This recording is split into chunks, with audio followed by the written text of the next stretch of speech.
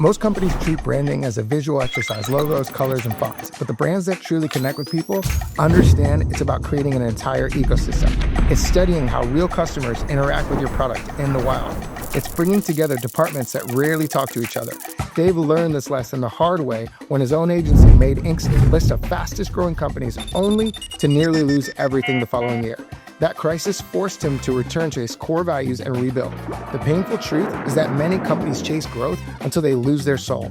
They reach the top of the mountain only to realize they've abandoned what made them special in the first place. The brands that endure understand something profound. Your manifesto isn't just about who you are today, it's about who you aspire to become tomorrow. It pulls your entire organization, employees, stakeholders, investors towards that vision. Without it, you're just another company selling stuff. The real question is, what would your brand look like if you stayed true to your core beliefs, even when success tempts you away? All right, Dave, so you've spent over 21 years in the brand space. You've been doing things with Nike before. You've done things with Amazon. You've done things with Starbucks, big brands we know and brands we don't know. You've been doing this for a long time. But I guess if we just pull back and ask the question, what is branding to you? Like, how do you see branding? What's your take on it? I know that you have a unique perspective and even the way that you guys do your methodology with Manifesto, your agency. I'd love to know kind of how you take it from the top. What do you see branding as? Yeah, I think it's a great question. Yeah. I mean, up to you talked about it's not just a feeling or a vibe or a color palette, logo. I think a lot of people take a brand. Hey, reduce it to that. Yeah, it's like, this is the identity, this is the mark. It's what you see. If you were to ask someone on the street, would be like, what is brand? They'd be like, oh yeah, it's the Nike swoosh, you know? But yeah, I think it's, to your point, it's more of an ecosystem and more of a belief system. Well, I think it's actually inviting people into something to co-create together. And it's less of, hey, I've got product to sell. That's an important point. Hey, I got a product to sell. It's more than that, because that's where so many people get stuck too. It's like, I have a great product. Yeah. I mean, but I think it also starts with the inception of the problem you solve, you know? Okay, yeah. You know, and I think it's obviously, you almost have to go back before you go to brand. You got to say, you know, what is it at the center of a company that exists? And the brand is the representation of that belief system. I mean, I think that's what I think. Okay, I love that. I think it's in some ways, it's just the articulation of a belief system to people together through kind of common values, common goals and aspirations. Yeah. And in some ways, I kind of look at brand as more of like, it just happens to be the institution right now that's creating the biggest cultural impact. Where, you know, in history, there might have been like, you know, there are other institutions, but it was an educational, religious, but brands now, or even political, but I think brands now kind of drive that. And I think it's because they're ultimately the set of values and a common belief system that people ascribe to. So yeah, they're belonging to this thing. I want to identify with it. Which is I love that you said it, because that's part of the reason why I even pivoted to a career now in branding, is because I saw the potential that brands had to shape and form people, seeing how they were identifying with beliefs, how they were seeing a worldview, and it's shaping their actions in a way that I'm like, I actually want to get in on helping humans progress. And I think in order to do that, I've got to jump into the brand space deeper. So I love that you kind of be the highlight of that. So, okay, I want to ask you, because you've worked with Nike, Starbucks, Amazon, brands that we know, but also already have kind of amassed a presence. They're known.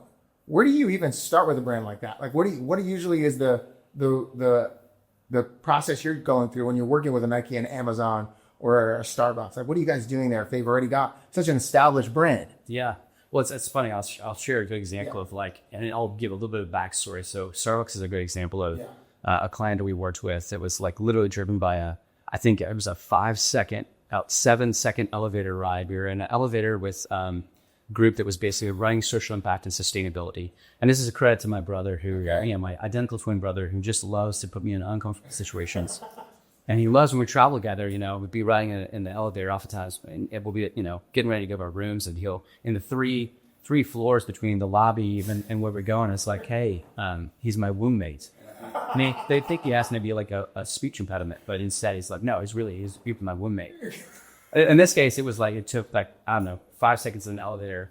I had a brief conversation with like someone who was basically head of sustainability and so. Oh gosh, so there's like almost a serendipitous moment at East Conference, and literally, you know, I ended up basically a couple weeks later, I ended up going up to Seattle to meet with them and kind of shared a little bit of history behind Manifesto and getting a first project to work with them on a really cool sustainability initiative, based in helping define for Starbucks what what their point of view was going to be around how to include their Greener Apron program, and just kind of position the brand in a way that would be about going from a lot of different things that they stand for to one specific thing within this initiative. So, wow, what was your process in that? Like, what did you do? Like when you went from like, we got a lot of things, which I think is a common struggle. Like we even engage with brands. We're going, you've got a lot of things you want to stand for, but what is your distilling process for that? Well, you asked like, where do you start with it? Yeah. I think a lot of it all starts with a business challenge. I mean, every branding initiative, I think, there's either brands trying to reposition,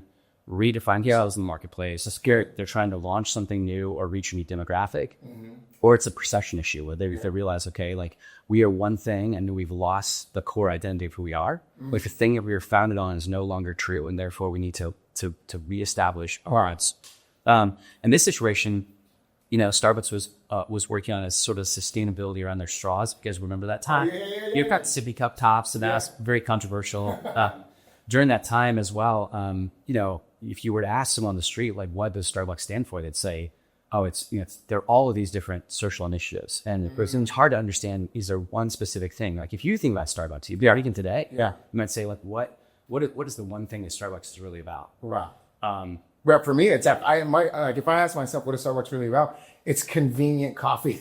Yeah. Like that's where my brain goes, because I have the wrestle of the wrestling of craft coffee versus Starbucks is what I was raised in coffee. Yeah. Was not like Starbucks wasn't the premier coffee that it was for a generation that kind of was like, oh my gosh, I love the cappuccino, the language of using all these like venti. I still don't know what a venti is and how that terms is it a small, medium, or large.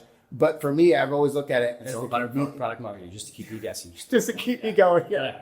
So I've always looked at it almost as the convenient alternative that I go to because I love craft coffee so much. It almost positioned itself as the like enemy to Starbucks. Yeah. Like you were, and that's what I was raised in coffee with. So it's really interesting when I think about that. I haven't really thought about that, what Starbucks stands for me.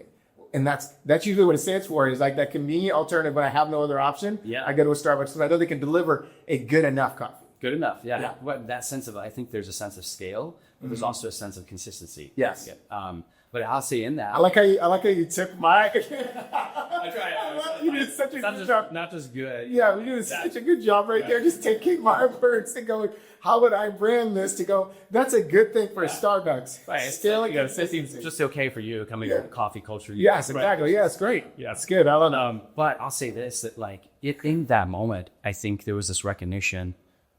We have the ultimate brand, a manifesto. It was basically an articulation, really, for their employees to understand, hey, this is how we look at how Starbucks has potential to change the world.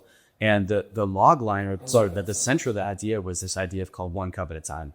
It's basically the insight behind it was this recognition is there is a brief moment, like Starbucks has massive global scale. Right. But when you tell those stories of massive global scale, it doesn't always resonate the individual your experience standing across from a barista, that one exchange when they're handing you a cup of coffee. And I think that the insight was like, that's the moment where they actually created a scale because it's millions and millions of one cups of coffee. So wow. It went back to really their position. I think we fall in love with Starbucks over here. Yeah, I mean, there's to it, but I mean, it was really kind of hidden within their mission and their kind of core value statement, but and their positioning was just this idea of one cup at a time. Mm-hmm. That is how they intend to change the world. And so that became like the wrapper for this manifesto for sustainability and social initiatives.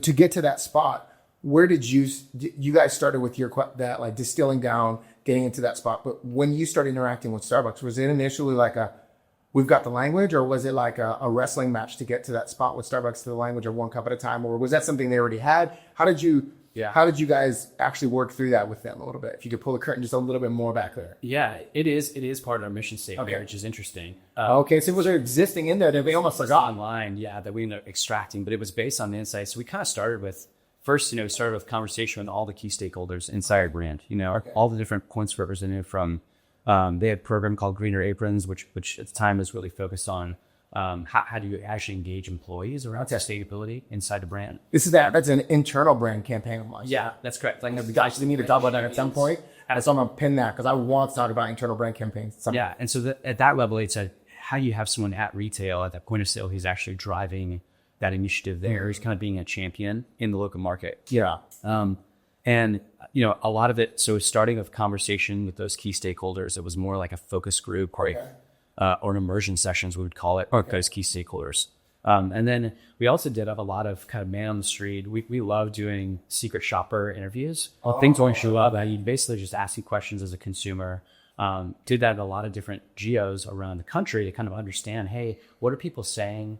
What's the interaction like if you're asking questions? I want to pause right there because, again, I think this is a great moment to look into how we see branding differently. Because you and I, we see it very similar with this holistic ecosystem, because you're actually going to the market to interact with how customers interact with the brand versus when people think brand is just a visual identity, you don't even have to talk to a customer per se. You could just design it in a silo by yourself and go, that looks cool. And the person I'm doing it for says it looks cool. Not that that's wrong. I'm just saying it's so much more than that. And in order to get to that heart, you've actually got to talk to people that are interacting with this brand. And so you guys did that in different places. And and then that went to where? So that went from kind of qualitative, kind of man on the street conversations, both with employees and managers, Green Apron, and as well as customers. And then kind of consolidating that, also doing some social listening, because I think that's actually one of the areas you can learn a lot about brand is like literally look at those forums, look at the Reddits. What are people actually saying about the brand? Simply people live on the fringe. They think, oh, it's just fringe. I'm not going to pay attention to it. But there's a lot of times you could pick up these like little nuggets that are very ethnographic about the way people are behaving, the way people are perceiving things, and that you can kind of start to build a little bit of storyline and say, hey guys, there's a nugget of truth here. And maybe there's a hypothesis that then we could go test in some, one more quantitative way. So that's kind of was our process. So I kind of dropped that back and kind of wrestled through it. And also, within that is also there's PR that's sitting it. There's their sort of government, sustainability, and kind of social impact team. There's brand. There's a lot of key players that want to get it right. And so all that process, it goes back to this idea that we call your owniness. Because a brand, that is the narrow one thing we drive to outside of writing an actual manifesto for brands. And we think of one, owniness is this sort of trifecta.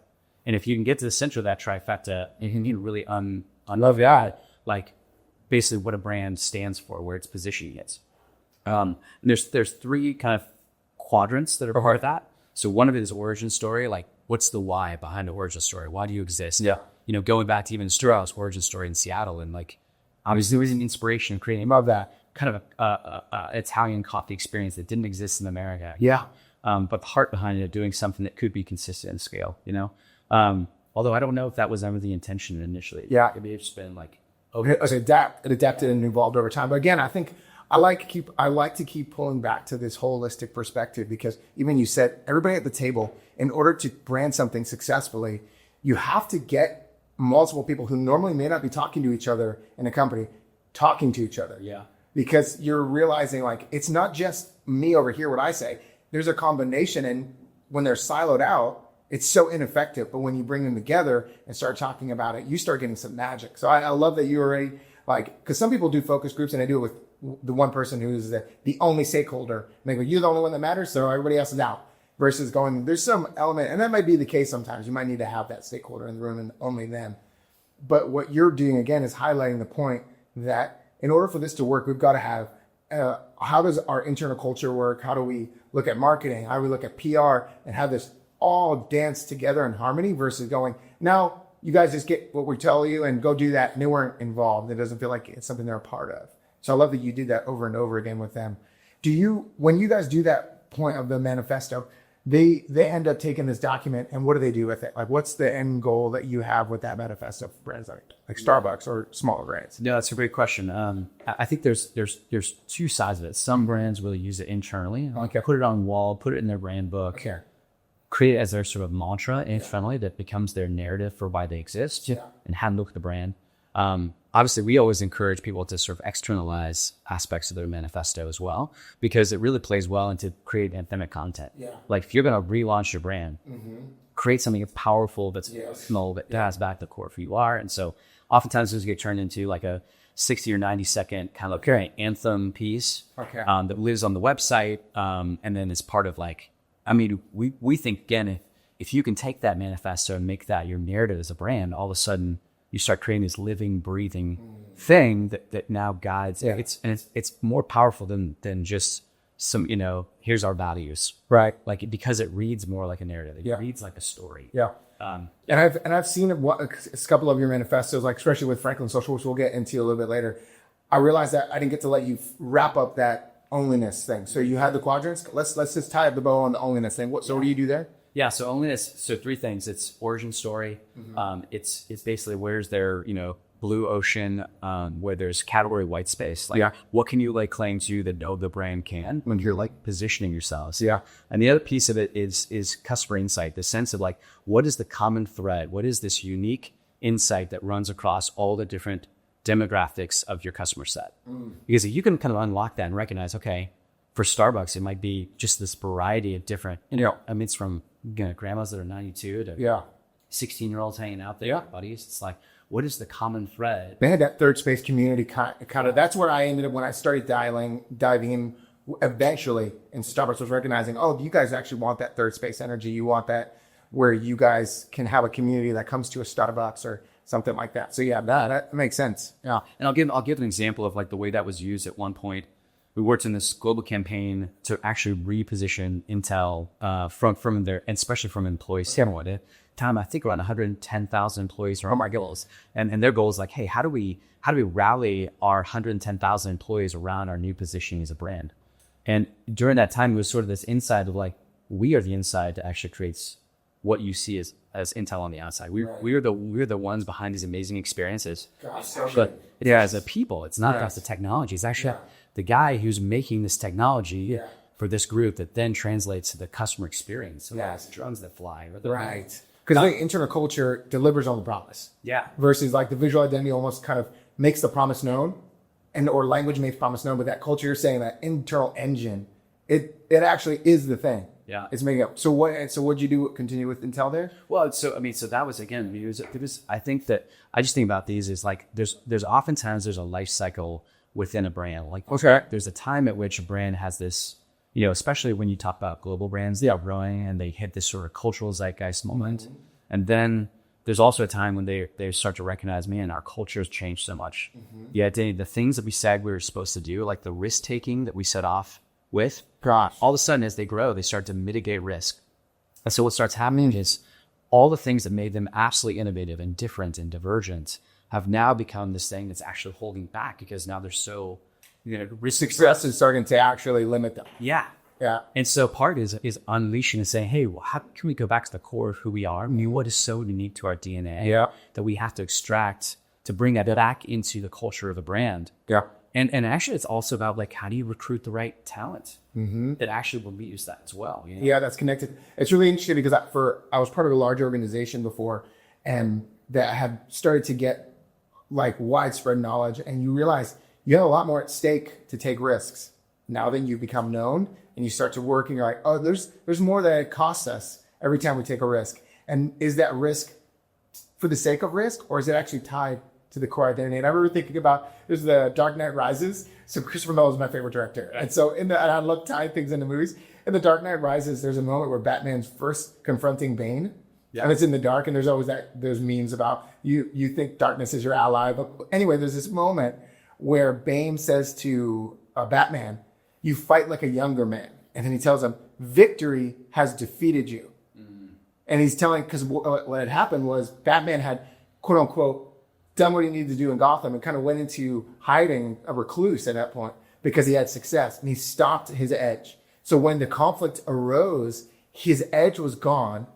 And Bane calls it out on him and says, the reality is, bud, success has now destroyed you. And you are not what you were because of success. So it's exactly what you're talking about. These companies, they scale, they get big, and that risk is really hard to keep doing, really, really hard. But it's so critical to their brand. Yeah. So actually kind of agree with you more. I think that's an awesome analogy too. Just the movies, Christopher Nolan. I could just base everything on my thoughts. I never know. That's maybe you just need a podcast just about that. I mean, I would love it. Yeah. It'd be so much fun. Okay, so you have a couple different things that you do that we're gonna dive into some of these deeper other things you got going on in your life. You've done a thing called Table for 10. You have a thing called Wisdom and Whiskey, and you have a new thing that you've kind of founded and developed and incubated and launched now. I think your official grand opening is coming up. Yeah. So you've done some soft launches of it. That's correct. Yeah. And that's Franklin Social. And Franklin Social was my first time seeing something you've done where I'm seeing all the other parts. Like I've been at Wisdom Whiskey, which funny enough, everyone, I actually tore my Achilles at your house at Wisdom Whiskey night. I was walked on the driveway. Moment there. That's so terrible. I truly, like, I still have nightmares about you being on the couch. Oh, gosh. What's... Or I know, and then like I was just sitting there. I remember falling and going, "What the heck just happened to me?" And I hadn't had a sip of whiskey or anything. It was like before all that, It's like, man, yeah, he does it so well, and it's so glad to see you back on your feet. Yes, you walk it, run a nice guy, minute miles, right? Yeah, try. Literally, I bought running shoes the other day because I'm like, I'm ready to start running. I've been approved to start running. I'm no longer in a walking boot or scooter, but yeah. So I've been to your Wisdom Whiskey consistently. I'm part of joining in that and Table for 10. So I haven't been at a Table for 10, but I've seen kind of like the curation you do, the intentionality you have behind the things. But then I almost like Franklin Social was the first time I saw it in a whole nother light where your manifestos were on display. Because even Wisdom Whiskey, there's elements of what you do that you consistently, and this could be really intentional or just me just observing and thinking it's intentional, but you're pretty consistently pulling a true north. You're like, this is what this is about. This is why we do this. All right, and go. And it can almost feel redundant for people who have been there before. Yeah. I don't look at it as redundant because it's a compass. I'm assuming that's intentional to keep that thing going. Am I right in that, or am I off on that? I mean, it is, but I think there's some things that become formulaic. Okay, I could also say that could become, like, oh wait, do this every time. So there's something, But it's so good. It's actually, we're all working in a 12-step program, but no one knows it. It's just fair. We just call them. We call them Wisdom and Whiskey. So that's funny. But you just don't know that yet, right? First, if you're not seeing it, it's repetitive enough, But even in that, it's this beautiful curated experience in your beautiful home. Like, and you've got all these elements like whiskey's out on the table. There's hospitality. There's generosity. There's cultivated conversation. It's really something that's special. And so Franklin Social, we'll dive into Franklin Social because I think that's going to be the most relevant to people listening into this.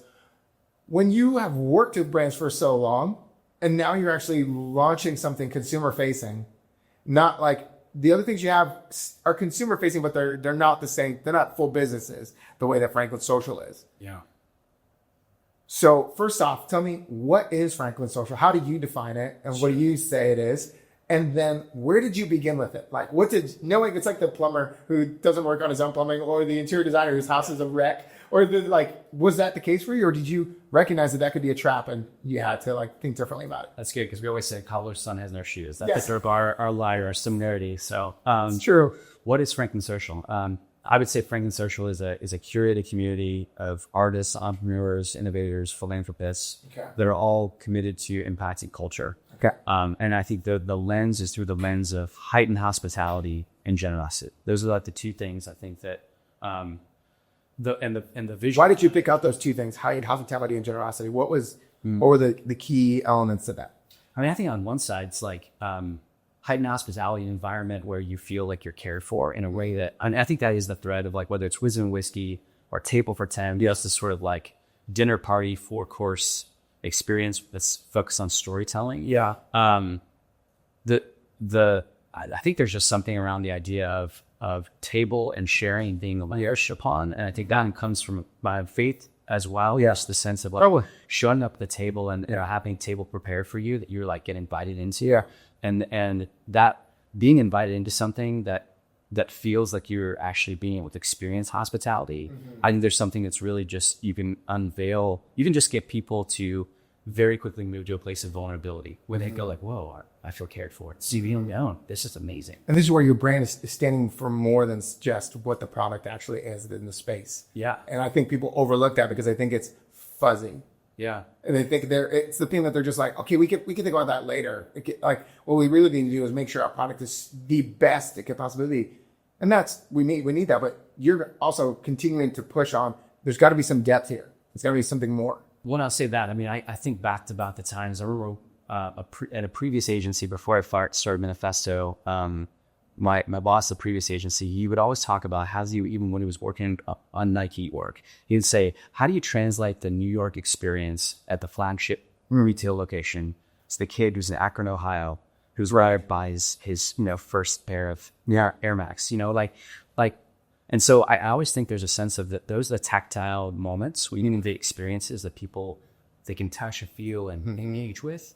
that make a difference. And so, Which is the only way retail's going to survive in the future. yeah, Is be experience driven, not simply just products showcasing. totally. That's gone. Product showcasing is gone. Experience is the only way you're going to survive. And I think post-COVID, I think a lot of people have wanted that too, to have real being community and being brought together. Togetherness is now something that is, well, I think it's actually a product even in the last few years of loneliness. And you have just a sense of loneliness and isolation that came on the wake of that experience. They were drawn to your back. And so I'll say that, because you kind of asked, like, what was the affection doing it? And don't want to get too woo-woo. Yeah, I wasn't. No, I love it. This is so good. But so, part of it was for us coming to Franklin was this wildly providential experience of I miss your before. Wild story. Yeah, and although something like this had never happened to us before, we felt like literally called to Franklin in an immediate way to be different than anything we never experienced before. Mm-hmm. About 3 months after being here, I had this dream. And I'll say this. Like an astral dream, but actually not. Yeah. Sure. So, but for 3 months, we're just meeting most incredible people. Like, you're like, all right, running into people who are, former professional athletes, and private equity guys, and venture capital, and incredible entrepreneurs, and philanthropists, and just people moving here, and that we're here. There's always been just this hotbed of musical talents, right? There's this sort of new film, side that's rising as well. But I was just constantly amazed at like these incredible people you're meeting here every day. And I would meet people and think, boy, okay, well, I just met this person. They all know this person. They've been here 10 years. How does they know each other? It's not that big of a town, but wow, it's such incredible people. And so I had a dream one night, and it was literally a view of Franklin from an aerial perspective. Okay. Kind of a 30,000-foot view. All of these circles of light. It was at night. These circles of light all over the city. Had a cluster in downtown Franklin, spread out over the hillside. Yeah. And you could see them. And inside these circles of light, there are people that were collaborating with each other, inward facing, but completely oblivious to all of these other circles of light. Okay. And I got this really clear, almost audible voice. Okay. That was like, it's time to get organized. Okay. Wow. Nothing like this had ever happened to me before. And I woke up my wife and I just had a dream. Wow. Got these audible words. Okay. It's time to get organized. And over the next few weeks, really kind of peeled that back. And I kind of been thinking like, where's the Soho House of Franklin? Where's the third space? Where's the Gap Inc. space? Yeah. And so really the inception behind it was saying, what would it be like to put people in proximity to each other to co-create? Okay. What does it look like to create that hospitality environment that people could come be invited into and not be incentivized to posture, but have something to give? Yeah. Right. So you're time. And that's critical. Then not incentivized to posture part is a big part of how you feel at social. Franklin Social and around you is like people remove their armor. They don't feel like they have to flex. And so you have Franklin Social. So then as you go forward with that, you take that and you start thinking about, I'm going to ask you one more question about Franklin Social, because I've seen your manifesto that's on there. It has it in some of the menu, because there's a cocktail element to it. There's a food element to it. It's one of the most beautiful places in town. And then if not in Nashville, greater Nashville area. So I love what you've curated there. Everything's intentional and it's beautiful and well designed. Was there a moment where you said, like, you refused to do this no matter how tempting it was?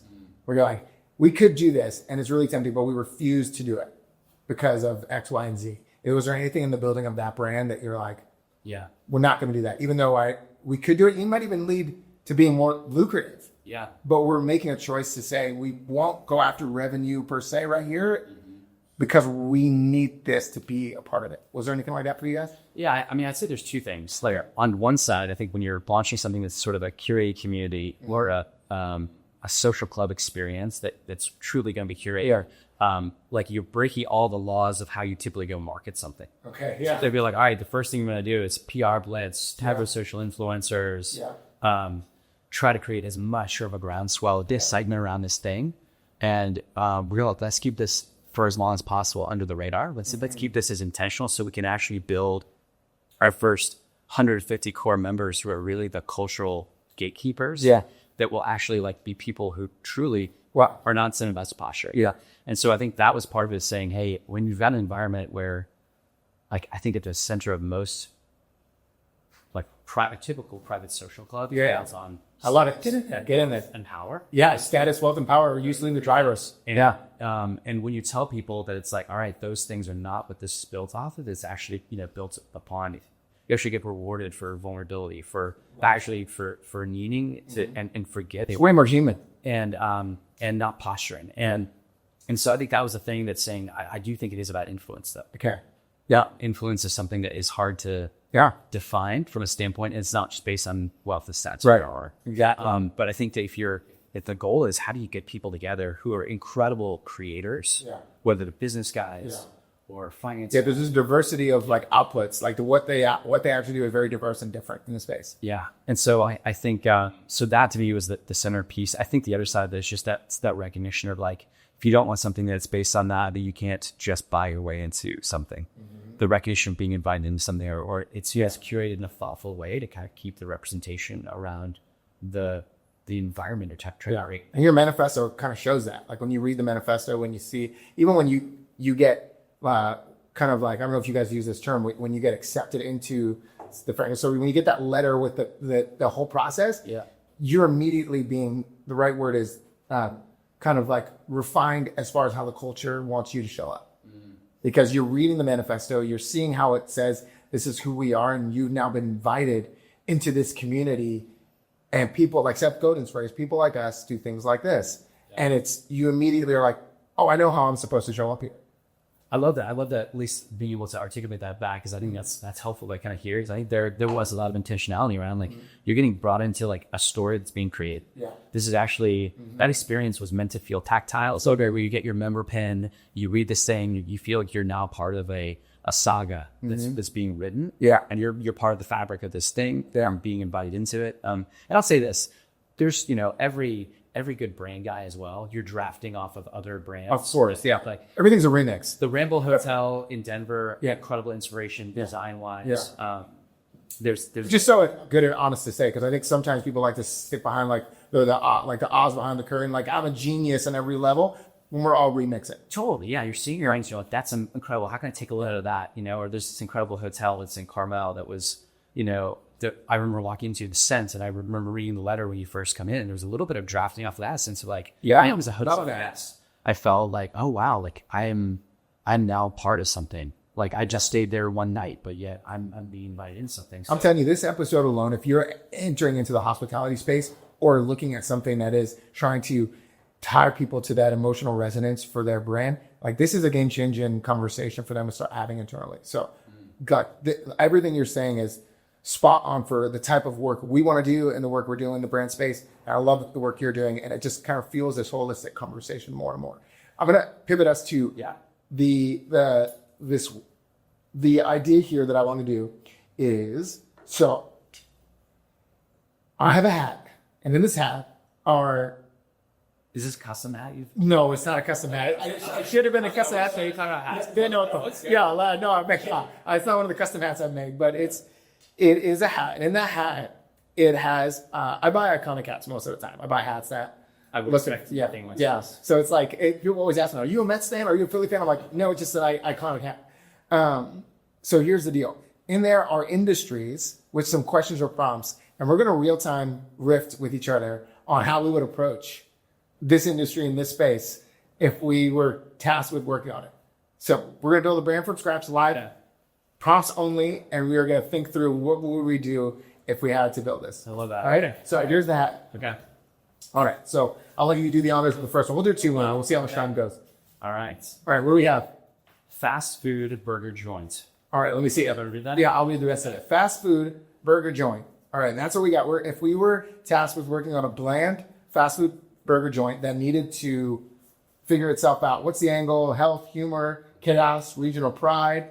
What makes this place stick in people's minds? What kind of visuals? What's the world we're building here? 90s nostalgia, brutal minimalism, American grit. Like what are we thinking?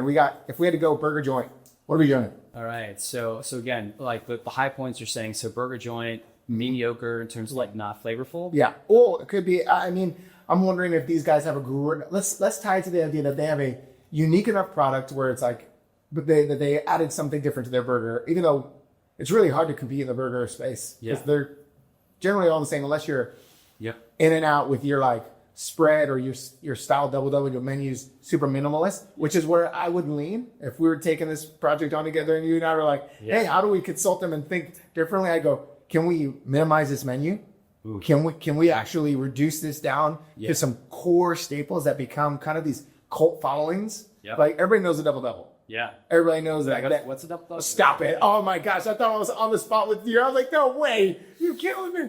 Well, In-N-Out's coming to Franklin, Tennessee. It's going right down the street. Yeah. Oh my gosh. Yeah. I cannot wait. Yeah. My kids are asking me for the fries. Yeah. But say we'll definitely tell you're from California, as they're saying, because you're assuming everybody here in Tennessee. See, knows you're like they have yet to figure it out. Yeah. But they have that minimalist menu. Like it's not, and there's a secret menu. So that's I riff, like if we're remixing. I know that's scary. So I'm just finding out about it. Right now? Yeah. Okay, so there's a secret menu. You can get peppers on things. You can get all kinds of stuff. You can get mustard fries. You can do animal style fries.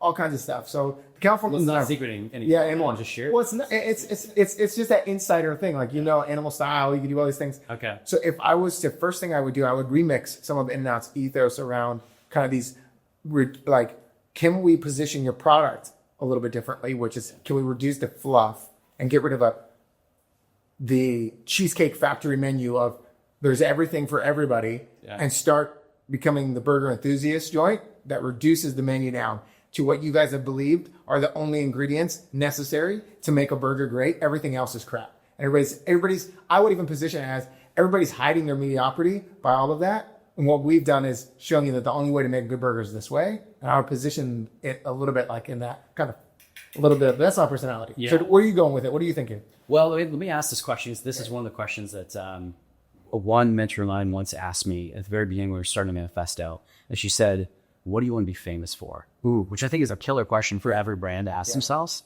or person. Yeah, I was blank. But so for these guys, what do we think they want to be famous for? Because again, I think in order to even scare out like where you want to go, like there's a little bit of, all right, what do we want to be known for? You know? Mm-hmm. Ooh, that's scary. What do we want? What would I want them to be famous for? If I actually can't do the double. No, I can't do double, right? We can't make it sell. I know what's double. Listen, dude, you can go 5, you can go 4x4, you can go 5. All the In-N-Out people know you can build a burger this big, but based off the hidden menu. And so, interesting. What would we want to be famous for? I would lean into the probably, from my take, if I was to try to think about burger joint right now, I would go into some kind of chaos. Like I would almost want it to feel like I heard about another restaurant that when you come in, it is refined, but the music is like grunge metal. Yeah.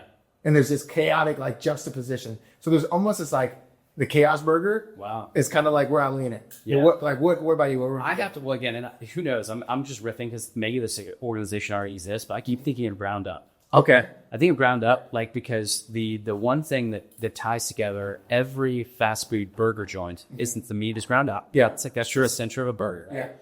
And but it's also the way you build a burger. It's ground up. You're like, all right, Okay. sweet. I like this. No? Between buttons by beans. I mean, that's a great. There's a potential like there's some virality among this. Like, listen, there's something there. It's not entirely lost. But listen, between the mind, very. It's like went a different direction, but I just keep thinking, all right, ground up. It's like, so I keep thinking about like, what can be ground up? It's like, obviously like Arby's, who's one of our clients we worked a lot with over the years, or done some work with. They really kind of claimed we have meats, and they really kind of lead into that. Hey, you guys made meat sweats. Meat sweats, yeah, which like sweatpants are actually on people sweatsuit, yeah.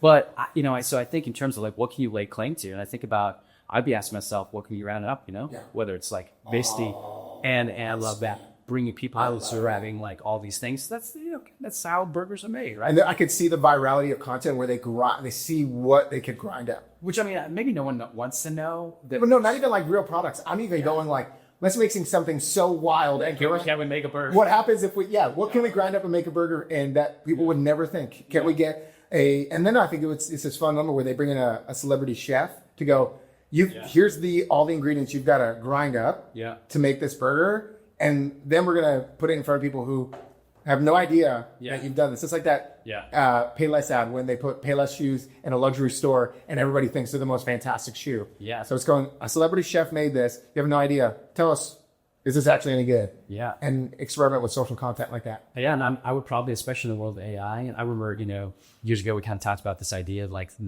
this meat does not exist. That sense of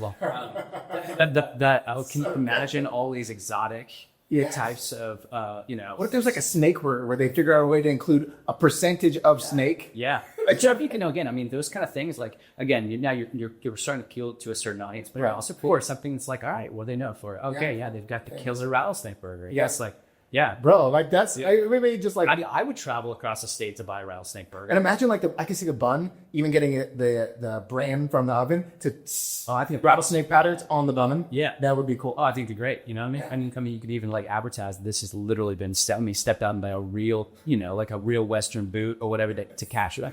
It's like, so good. I mean, again, you just kind of lean in. So maybe it's a Southwest. I was going to say, maybe it's a Southwest inspired brand. That's kind of, I love your branding idea on the toast or do something or now it's Texas toast instead. Change it up. Yeah, don't do a traditional bun. Do a Texas toast pie. I love that. Oh, this is good. I think we got traction here. Yeah, I mean, and I think especially again, if you were to take that, as your signature item, the rattlesnake burger that's ground up or whatever, and like just think about like, all right, what kind of cheese would go on it? Yeah, so something spicy. Yeah, maybe some. There's snakes. Like we would make your own sauces. There's a snake sauce. There's like some kind of we can build a menu off different types of snakes. All right, so bro, this has been for me a riveting conversation. I'm stirred, so I'm stoked that you said yes to this in the first place. If you could part words with anybody else, so like if their company is not, I'll say it like this. Let's tee this up. This last phrase from you. If a company is not building a manifesto of some sort, they're missing out on what?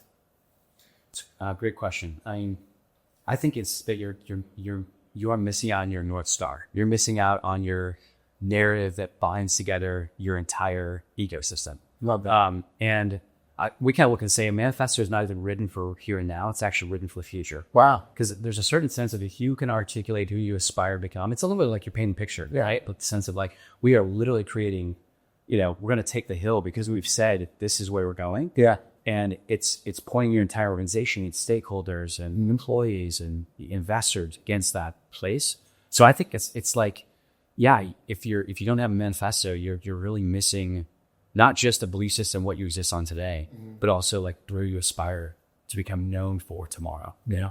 Love that. Well, thanks for coming on, Dave. Appreciate it. Thanks for having me. I appreciate it so much. It's great.